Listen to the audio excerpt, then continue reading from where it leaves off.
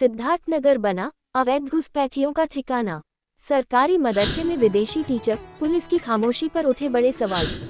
भारत नेपाल सीमा से सटे सिद्धार्थनगर जनपद के बढ़नी क्षेत्र से एक ऐसा मामला सामने आया है जिसने स्थानीय प्रशासन और सुरक्षा एजेंसियों की कार्यशैली पर सवाल खड़े कर दिए हैं। आरोप है कि कुछ नेपाली नागरिकों ने फर्जी दस्तावेजों और जालसाजी के जरिए भारतीय नागरिकता हासिल कर ली और अब वही लोग सरकारी मदरसे दारुल उलूम अहिले सुन्नत इशातुल इस्लाम बढ़नी में सरकारी शिक्षक के रूप में मोटी सैलरी उठा रहे हैं।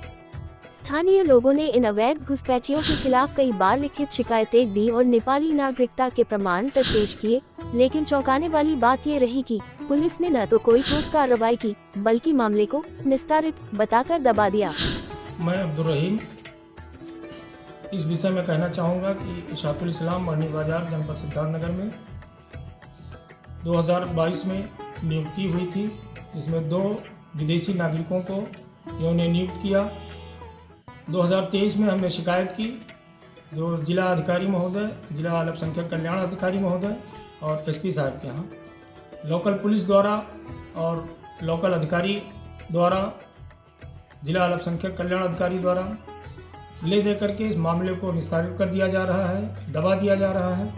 हमारी बातों को सुनी नहीं जा रही है, जबकि ये दोनों जो इशातुल इस्लाम बढ़नी बाज़ार में नियुक्त हुए हैं वो नेपाली हैं और उनके नेपाल होने का सबूत हमने पिछली बार भी दिया था और इस बार भी दे रहे हैं कि वो लोग नेपाल के नागरिक हैं। इनका ये नागरिकता है और इनके माता पिता का ये नेपाल में वोटर लिस्ट में नाम है, इनके भाई बहन का है, इनके दादी दादा का नाम है जो कि हमारे हाथ में मौजूद है। और हमने ये सारे साक्ष्य जिलाधिकारी महोदय, जिला अल्पसंख्यक कल्याण अधिकारी महोदय, एसपी साहब के यहाँ भी दिया था। इन लोगों ने कूट रचित तरीके से इंडियन नागरिकता बनवा ली, जो आधार और निवास के रूप में जो कूट रचित तरीके से जिला अल्पसंख्यक कल्याण अधिकारी के यहाँ और रजिस्ट्रार साहब के यहाँ जमा करके यूपी गवर्नमेंट से मलाई काट रहे हैं। मैं चाहूँगा श्री योगी जी से और प्रधानमंत्री नरेंद्र मोदी जी से और गृह मंत्रालय द्वारा इसकी सख्त से सख्त जांच की जाए और उस पर सख्ती के साथ कार्रवाई की जाए।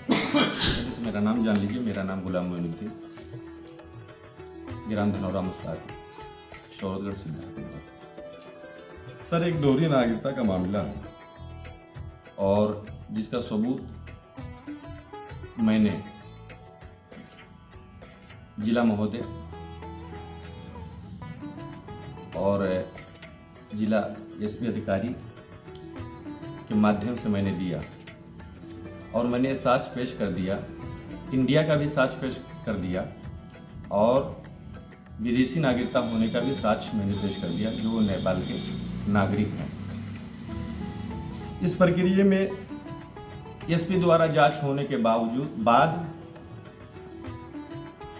उन्होंने अपना इस मामले को गोलमाल करके कि ये मेरा काम नहीं है, ये अल्पसंख्यक का काम है। सर, जब मैंने साक्ष्य पेश कर दिया, आधार पेश कर दिया, नमाज पेश कर दिया, नेपाल का नागरिकता पेश कर दिया, वोटर लिस्ट पेश कर दिया उनके माता पिता का, तो जब ये बात साबित हो गई कि ये दोहरी नागरिकता हैं, 2 देशों से इनका नागरिक बना हुआ है, इस पर इन्हें कार्रवाई करनी चाहिए। लेकिन ये लोग ये सब ले दे करके गोलमाल करके अल्पसंख्यक विभाग पर डिपेंड कर दिया। तो ये मूल निवासी कहाँ के, नेपाल के रहने वासी हैं या इंडिया के? सर, ये असल में नेपाल के निवासी हैं। यहाँ पर जो इन्होंने निवास किया, एक तो अपने ससुराल के जरिए से, एक ननिहाल के जरिए से, वो भी सगी माता उनकी वो नहीं है। मैं यहाँ तक पेश कर रहा हूँ, उनकी सगी माता नेपाल की हैं। उनकी माँ का जब एक्सपायर हो गया तो दूसरी शादी उनके वालिद ने किया, जो जिसके आधार पर इन्होंने अपना निवास और आधार बनाया है। और मुझे अब ये लगता है, जितना मैंने लिखा पढ़ी किया, डाटा देने के बावजूद तकरीबन 2 से ढाई साल हो रहे हैं, इस पर कोई कार्रवाई नहीं हुई। गोलमाल करके इन लोगों ने दबा दिया। लिहाजा मैं अब ये चाहता हूँ और मेरी जो अब उम्मीद है वो सिर्फ और सिर्फ योगी जी और मोदी जी से उम्मीदें हैं और गृह मंत्रालय से मेरी उम्मीदें हैं। लिहाजा मैं चाहूँगा मेरी आवाज़ को बुलंद करके अगर ये साक्ष्य गलत है तो इस पर सख्त से सख्त कार्रवाई की जाए, उनके आधार और नमाज को निरस्त किया जाए, और जो फर्जी डॉक्यूमेंट बनवा करके मोटी रकम लेकर के यूपी गवर्नमेंट से हासिल कर रहे हैं, इस पर कार्रवाई होनी चाहिए। इससे जनता में गुस्सा और अविश्वास दोनों बढ़ रहे हैं। लोगों का सवाल है, क्या पुलिस किसी हादसे का इंतजार कर रही है या फिर किसी दबाव में चुप है। सूत्रों का कहना है कि यह मामला केवल फर्जी नागरिकता का नहीं बल्कि राष्ट्रीय सुरक्षा से भी जुड़ा हो सकता है। नेपाल सीमा से बिना सख्त निगरानी के आवागमन पहले भी कई बार घुसपैठियों और जालसाजों के लिए आसान रास्ता साबित हुआ है। लोगों का डर है कि यदि समय रहते कार्रवाई नहीं की गई तो यह क्षेत्र किसी बड़े नेटवर्क का हिस्सा बन सकता है, जिससे भविष्य में देश की सुरक्षा को गंभीर खतरा हो सकता है। स्थानीय सूत्रों का दावा है कि यह नेटवर्क अब इतना मजबूत हो चुका है कि स्थानीय प्रशासन तक खामोश है।